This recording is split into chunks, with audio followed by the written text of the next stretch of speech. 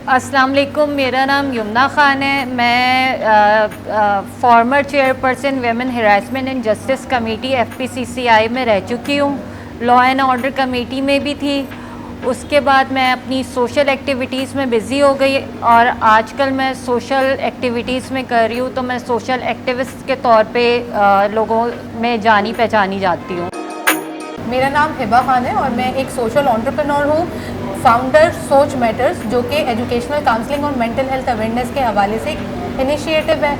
और ज़्यादातर मेरा काम जो होता है वो सोशल डेवलपमेंट सेक्टर से रिलेटेड जितनी चीज़ें हैं, जैसे वुमेन एम्पावरमेंट, यूथ एम्पावरमेंट और एंटरप्रेन्योरशिप, इनके हवाले से मैं काम कर रही होती हूँ। और साथ में ही मेरे कुछ ऐसी जो ऑर्गेनाइजेशंस हैं जैसे कि FPCCI, रोटरी इंटरनेशनल और पाकिस्तान बिजनेस ग्रुप से मेरा ताल्लुक़ है।